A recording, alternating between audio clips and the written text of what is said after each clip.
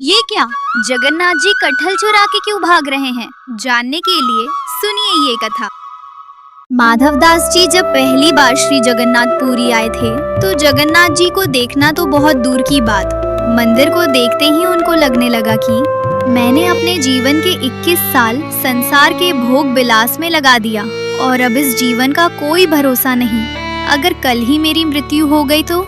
और इस बात से दुखी होकर चले गए पूरी समुद्र तट पर और बैठ गए मृत्यु पर्यंत तक। मन में बस सोच रहे हैं, मेरे जीवन के 21 साल में मैंने एक बार भी महाप्रभु का दर्शन नहीं किया।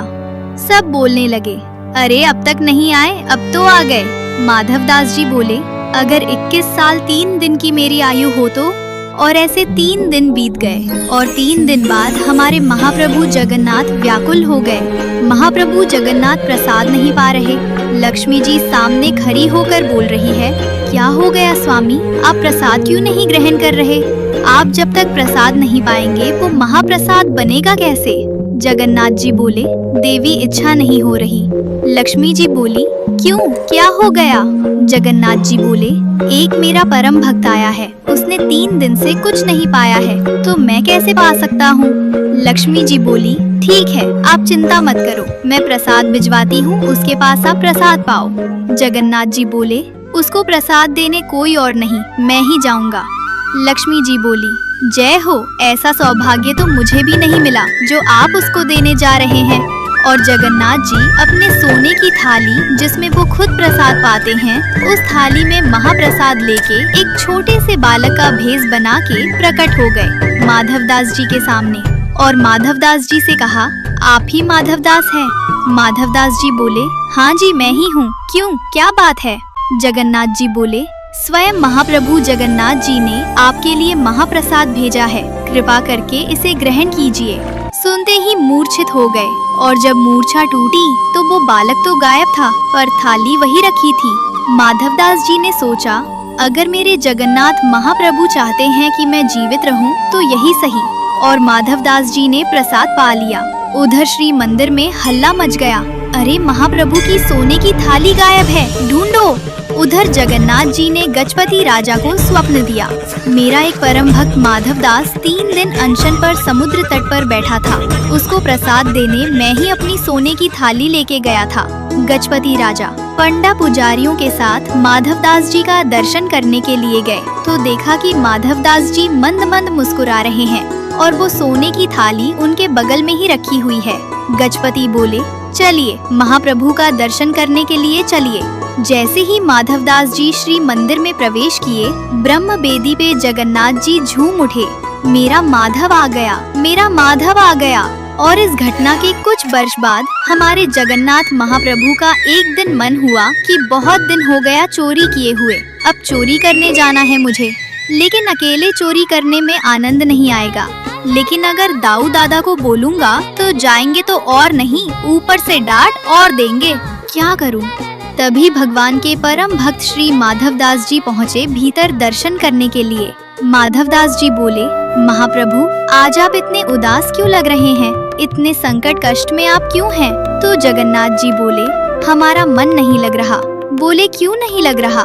बोले, हम पूरी उड़ीसा में विराजमान तो हो गए, खूब बढ़िया यहाँ पर पाते हैं दाल भात महाप्रसाद, लेकिन बचपन में जो हम लीला करते थे वो सब यहाँ नहीं कर पा रहे। बोले, क्या नहीं हो रहा? बोले, चोरी नहीं कर पा रहे हम, चोरी करने का मन हो रहा है।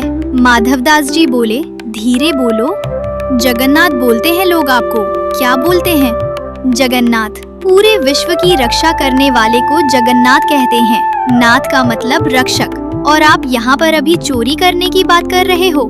ठाकुर जी बोले, भले ही हमारा नाम जगन्नाथ हो गया हो पर स्वभाव कैसे छूटे, स्वभाव तो वही है हमारा। बहुत मन हो रहा है चोरी करने का। माधवदास जी बोले, तो फिर चले जाइए, किसने रोका आपको, कराओ चोरी।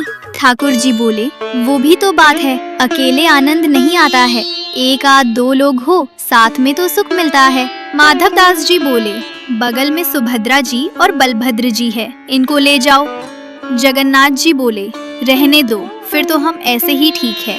क्यों? बोले, इनको लेकर के जाऊंगा तो फिर एक तो मुझसे खुद ही नहीं संभाला जाता अपने आप को, इनको क्या संभालूंगा?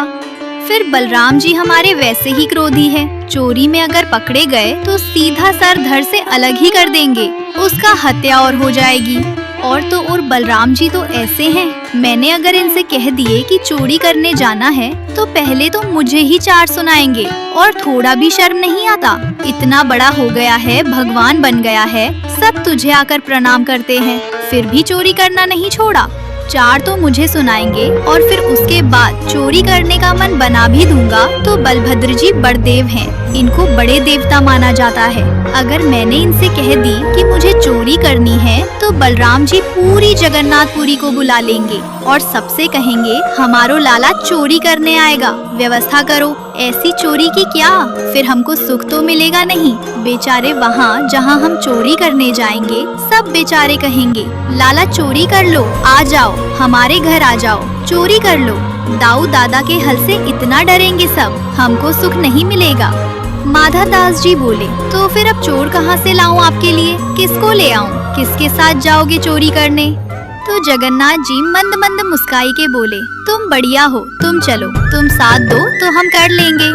माधव दास जी बोले, वयोवृद्ध शरीर है मेरा, वयोवृद्ध बूढ़े आदमी के संग क्या चोरी करोगे आप? ठाकुर जी बोले, वो सब हम करवा लेंगे, तुम बस हाँ कर दो। माधव दास जी बोले, नियम तो बता दो, हमने कभी चोरी करी नहीं, हमको पता नहीं है। तो जगन्नाथ जी बोले, सबसे पहला नियम, बोले क्या, फुर्ती रखनी है, लेकिन फुर्ती में आवाज नहीं करनी है, मतलब गति तो तेज हो, पर जैसे हम चलते हैं तो हमारे पैरों की आवाज आती, हाथों की आवाज आती, कपड़ों की आवाज आती है, वैसे आवाज नहीं आनी चाहिए, फुर्ती भी हो और आवाज ना हो, पहला नियम। और दूसरी बात, पलके नहीं झपकनी, नेत्र खोल के रखने हैं, कान खोल के रखने हैं, ध्यान रखना कहीं से कोई आ नहीं जाए। बोले अच्छा, और कोई नियम? बोले ये दो तुम निभा लेना, बाकी मैं संभाल लूंगा, चलो। माधव दास जी बोले, कहाँ जाएंगे चोरी करने? जगन्नाथ जी बोले, ये जो राजा हैं जगन्नाथपुरी के, इनके बगीचा में खूब सुंदर सुंदर कटहल होते हैं, और देखो ये हमारे लिए भोग लगाने भेजते नहीं हैं, हमको कटहल खाने का मन कर रहा है, कटहल की चोरी करके आएंगे। माधव दास जी बोले, इतना सब कुछ करने की क्या आवश्यकता है, हम राजा जी को पत्र भेज देते हैं, वो कटहल भिजवा देंगे, कल कटहल ही कटहल पाना आप।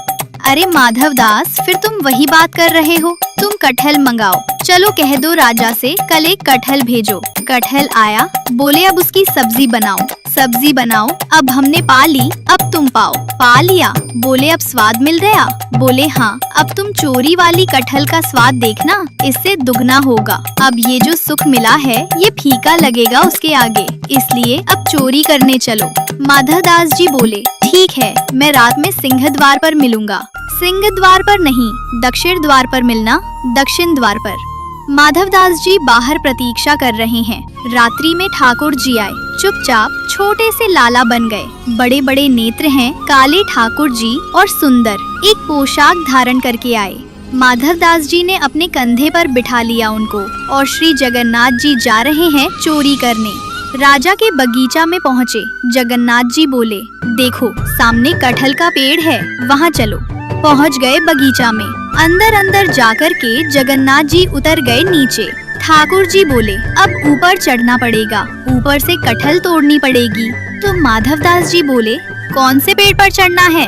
अरे धीरे बोलो, कोई सुन लेगा, हम तुमसे पहले ही बोले, धीरे बोलना, क्या चिल्ला रहे हो? जैसे ही माधव दास जी बोले, कौन से पेड़ पर चढ़ना है, तो बगीचे का मालिक उठ गया, बोले, मैं बताता हूँ कौन से पेड़ पर चढ़ना, रुको। डंडा लेकर के आए, कहाँ हो तुम? अब जगन्नाथ जी माधव दास जी को छुपा रहे हैं, बोले कि इतना तेज क्यों बोलते हो, पहले ही कहा था आवाज नहीं करनी, देखो आ रहा है, ढूंढ रहा है हमको। कुछ देर बाद बगीचा का मालिक घूम के चला गया, वो उसको नहीं मिले। माधव दास जी बोले, अब क्या करना है? बोले, देखो पेड़ के ऊपर हम दोनों में से कोई एक चढ़ेगा और नीचे दूसरा, ऐसे करके लपकेगा, गिरेगा तो धम आवाज होगी, फिर से आ जाएगा माली। तो माधव दास जी बोले, आप तो लाला हो, इतना भारी आपका शरीर है, आप खुद ही धम से नहीं गिर जाओ, मैं चढ़ता हूँ ऊपर। ठाकुर जी बोले, तुम चढ़ो। हम पीताम्बरी करके खड़े हैं, हम ले लेंगे गोद में। ऊपर चढ़ गए माधवदास जी और कटहल लेकर के।